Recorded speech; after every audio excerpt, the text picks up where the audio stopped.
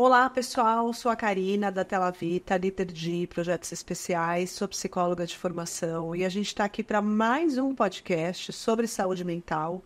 E hoje a nossa convidada é a doutora Isabela Santana, responsável técnica da psiquiatria da Tela Vita. E ela vem contar para a gente um assunto muito importante relacionado a uma parte aí da sua saúde mental que é tão rica com relação a conceitos e complexidades. Seja muito bem-vinda. Obrigada. E vamos começar, então, por uma pergunta que a gente percebe, né, que é muito frequente, tanto dos nossos pacientes, como dos nossos RHs, como dos nossos clientes, que é, assim, a frequência com que as pessoas buscam informações de saúde mental na internet. Como é que é isso? Pois é. Eu acho que cada vez mais a busca por informações relacionadas aos transtornos mentais tem se tornado maior, né?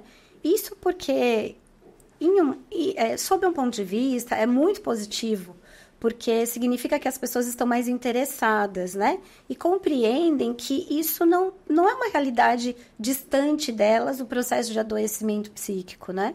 No entanto, acaba sendo uma faca de dois gumes, porque ao passo que informa, a informação deveria ser verificada, né, minimamente, para que as pessoas pudessem ter informação e conteúdo de qualidade.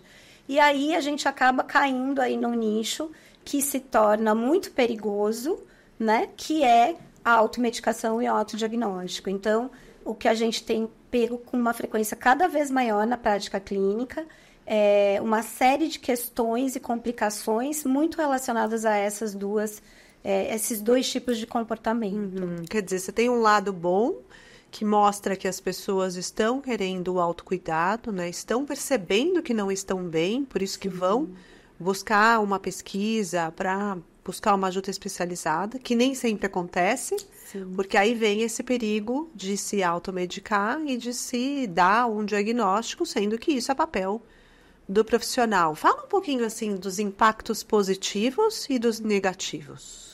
Então, o que acontece muito com o tipo de informação hoje veiculada na internet são pessoas que, às vezes, portadoras de transtornos mentais, têm dividido as suas experiências, né?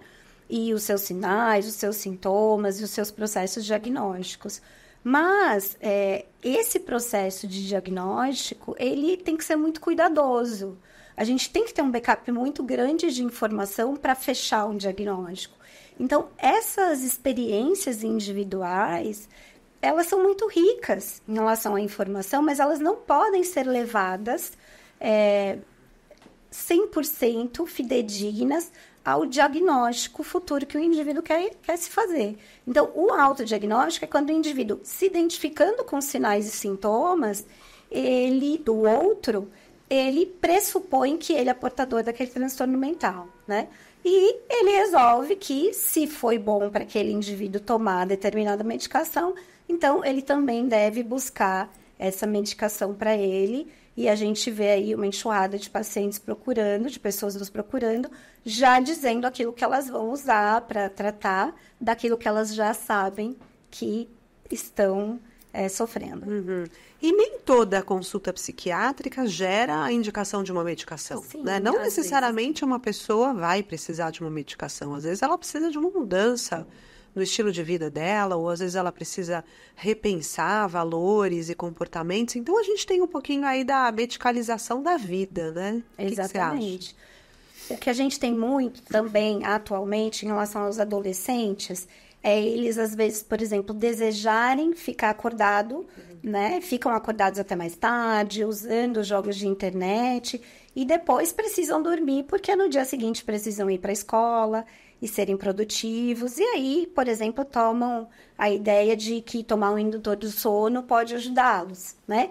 Então, esse seria um grande exemplo, né? De você medicalizar a vida. Sim. E algo que não é um transtorno mental, né? Então, é uma insônia ali que, com uma série de medidas comportamentais, ela melhoraria, né? Basta que você tire aquele estímulo e que não vai ser medicado, né? Então, muitas vezes, a gente vai corrigir alguns hábitos que estão sendo nocivos para a saúde antes de pensar em medicação, muitas vezes é comportamental. Uhum. E existe um risco muito grande nessa automedicação, né? Você quer falar um pouquinho? E no autodiagnóstico também? Sim. A automedicação, eu acho que a grande questão do autodiagnóstico é que eu sempre gosto de explicar que um psiquiatra, ele tem 6 anos, né, de formação em medicina. Depois ele vai se especializar no mínimo 3 anos para que ele possa atuar, né, na especialidade. E ainda mais, se ele quiser uma subespecialização, ele vai estudar mais alguns anos, né? Então, não é pouco, né? A gente está falando de período integral de estudo. Então, não é possível que você, em 5 minutos, em 2 minutos, em 3 minutos de uma pesquisa rápida, você vá conseguir fazer algo que muitas vezes para nós é difícil, né? E desafiador. Então, é muito importante que as pessoas entendam isso. Então, a ideia daquilo que está sendo veiculado na internet e da busca nos encanta no sentido da gente poder falar sobre saúde mental, poder falar abertamente, entender que alguém que é atriz, alguém que é ator, que é alguém que tem um transtorno global do desenvolvimento, um transtorno do espectro autista, pode ter o transtorno e ser também alguém, né, que teve uma vida cheia de dificuldades, mas que conseguiu chegar lá. No entanto, não serve para que o indivíduo entenda que ele também está passando por esse processo. Há uma série de questões que precisam ser primeiro afastadas, para depois você fechar o diagnóstico. Ou seja, você vai excluindo possibilidades, né? Exatamente. Então, não dá para o indivíduo fazer isso sozinho, né? Acaba que fica faltando muita coisa nesse processo que tem que ser feito de uma maneira bem minuciosa e bem cuidadosa. Da mesma maneira, escolher uma medicação, né? E aí, a nossa prática clínica está muito envolvida com o uso de psicotrópicos. Não só porque a gente usa fitoterápico, né? A gente usa outras classes de medicação. Nós usamos, às vezes não, precisamos usar muitas medidas comportamentais. Então, eu sempre explico que se você quer fazer algo por si mesmo, sozinho, tente perceber aquilo que é comportamento e modificar, né? Então, vai buscar um exercício físico, vai buscar uma higiene do sono, vai buscar melhorar a sua alimentação. E aí sim, talvez, se você quer adiar a busca por um profissional na área, você consiga, sem que você se prejudique, né? Agora, a automedicação é sempre indesejada. De qualquer remédio que seja, ainda mais do psicotrópico, que muitas vezes ele acaba incorrendo no risco da tolerância e da dependência. E tem um impacto muito importante sobre a saúde integral, né? Não só a mental, mas a saúde integral como um todo. Exatamente, porque o que a gente tem de exemplos de pessoas que acabaram entendendo que a automedicação poderia ser uma resposta rápida e inofensiva, é um impacto extremamente negativo na funcionalidade e a gente acaba acompanhando pessoas que padecem, né, do ponto de vista funcional, de perdas que não teriam se não tivessem optado pela medicação sozinhos. E lembrando também que a psicoterapia também é um recurso que ajuda muito a mudar comportamento, a rever comportamento, a refletir sobre o propósito. E então é um trabalho uma muito... ótima primeira escolha, né? Sim. A psicoterapia é a primeira escolha mais correta, né? Mais assertiva no sentido de compreender sentimentos, emoções, comportamentos, porque aí sim, né? A gente está falando de um técnico capacitado, com informação de qualidade, que vai poder concluir junto com a pessoa a necessidade ou não da busca por um profissional médico. Então, ao invés de automedicação e autodiagnóstico, a gente daria preferência para autocuidado e autoconhecimento. Com certeza. E com uma meditaçãozinha que daí não vai fazer mal a ninguém. Muito bom. Na sua prática clínica, conta um pouquinho para a gente quais são os principais desdobramentos que você observou de pacientes que vieram para você com esse autodiagnóstico e essa automedicação. Então, eu acho que assim, em relação ao autodiagnóstico, às vezes é complicado, porque a gente está numa época que autodiagnosticar-se através de testes, né, que são veiculados na internet, são muito comuns, né? Então, eu preenchi lá os testes e deu que eu estou desatento, deu que eu sou hiperativo. No entanto, as pessoas às vezes não entendem que essas funções cerebrais, que todas as funções cerebrais, elas são muito imbricadas. Então, um indivíduo, nós, psiquiatras, nós não pesquisamos o TDAH num primeiro momento, quando o indivíduo chega para nós, por exemplo, no consultório com sintomas cognitivos. Então, tá difícil de pensar, tá difícil de fazer, de produzir o que eu produzia antes, se esse humor está deprimido. Ninguém com humor deprimido vai ter a atenção 100%, vai ter a capacidade de focar 100%, vai ter a mesma velocidade de pensamento. Então, primeiro você tem que corrigir algumas questões que podem ser muito relacionadas à piora, por exemplo, de um TDAH, ou até parecer algo da atividade da atenção, da atividade da capacidade de foco, sem que isso necessariamente seja um diagnóstico.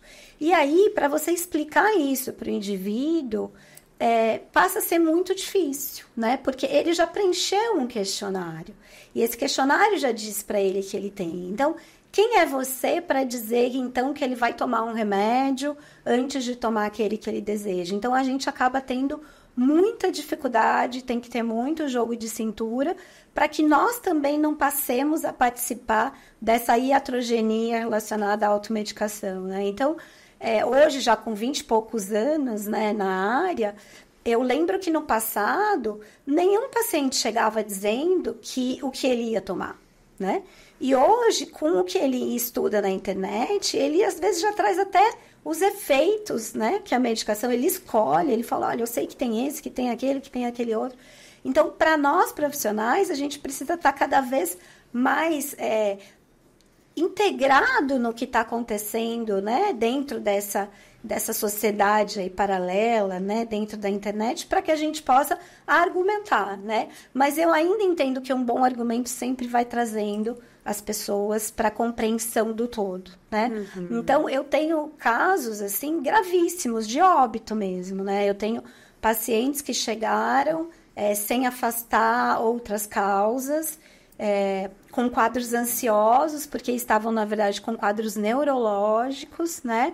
Então, desde HIV, né? Paciente soropositivo que não sabia, acabou depois saindo do consultório para uma internação e não sobreviveu dessa internação. Tem paciente, às vezes, com uma tireoide funcionando demais, que precisou, inclusive, de internação psíquica. E lá a gente fez o diagnóstico de que era só, entre aspas, uma questão clínica e não uma questão psíquica. E se a gente não considera isso, esse paciente também pode ter complicações graves, né? Uhum. E ele chegou delirando, né? Ele não chegou com sinais, reclamando dos sinais e sintomas próprios de uma tireotoxicose, por exemplo, mas correndo os riscos de vida relacionados a ela, né? Então, a gente precisa ter um olhar muito cuidadoso mesmo, muito minucioso. E eu acho que em relação às questões de automedicação, o exemplo mais claro, assim, tá relacionado à questão do uso dos hipnóticos, assim, as drogas Z para dormir, né? Uhum. Então, o abuso tá tão grande que eram drogas que até o final do mês passado poderiam ser prescritas e numa receita de controle especial, né, que é aquela receita branca, dupla, carbonada, e desde o início desse mês, agora de agosto, elas passaram a prescrição mais controlada pelo receituário B, que é aquele receituário azulzinho, dada a progressão, assim, muito rápida de consumo da droga, né, do fármaco, que, na verdade, ele deve ser usado por, no máximo, 4 semanas, né? Sim. Então, as pessoas começam a usar, muitos da área da saúde, porque tem a facilidade da prescrição e a fantasia, né, de que o diagnóstico é fácil, é só uma insônia, eu só não consigo dormir, eu posso aqui tomar o meu Zolpidem. E o que a gente vê é que as pessoas passam a consumir essa medicação num prazo muito curto, como se fosse bala mesmo, né? Às vezes eu até brinco e falo, começa a usar que nem se fosse tic-tac, até que perde-se completamente a capacidade funcional, né, do cérebro, porque já não sabe o que está fazendo, já não sabe o que está escolhendo, mas acha que sabe, né? E a gente acabou, assim, eu já vi casos de colegas, inclusive, de outras especialidades, terem problemas ético-profissionais por perderem a capacidade de tomada de decisão no momento em que precisavam e que era imprescindível, né? Ou seja, mais uma vez a gente observa como esse impacto pode ser muito negativo, tanto para retardar um diagnóstico correto e aí prescrever o tratamento adequado, como também para a própria profissão da pessoa ou para a própria vida, para as relações. E esse impacto, eu imagino que deve ser mais destrutivo ainda quando é um adolescente, né? Que está ali querendo se relacionar, que está muito voltado para a sua autoimagem, né? E às vezes parte para a automedicação porque quer emagrecer. Então, eu imagino que deve ser também um impacto muito negativo também com relação a isso. Exatamente, porque as medicações que a gente utiliza, elas têm uma série de efeitos colaterais, né? Que são efeitos até que muitas vezes a gente acaba usando no dito off-label, né? Então, existem medicações, por exemplo, como alguns estimulantes do sistema nervoso central que emagrecem, né? E que podem até ser utilizados para alguns transtornos relacionados à obesidade, mas precisa da orientação médica, porque os riscos de vida, inclusive, são muito grandes. Então, eu tenho uma adolescente, na verdade, eu atendi essa família de uma adolescente que ela conseguiu comprar bastante fluoxetina, sem prescrição, né? Inclusive, estava lendo hoje sobre o Conselho de Farmácia, que pesquisou a respeito do fato de que 50% das prescrições, né, 50% na verdade do que se veicula de psicotrópicos não tem prescrições idôneas, né? Ou seja, a pessoa não consultou um prescritor que possa fazer, né, essa indicação da medicação. Que é o médico. Exatamente. E desta maneira, essa mocinha com 15 anos de idade viu a vida abreviada por uma tentativa de suicídio, faleceu de suicídio por conta de que teve esse acesso a essa quantidade de fluoxetina.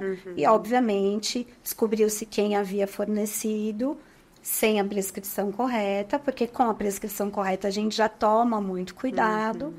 E teve aí os desdobramentos criminais, enfim, relacionados, mas a vida não volta, né?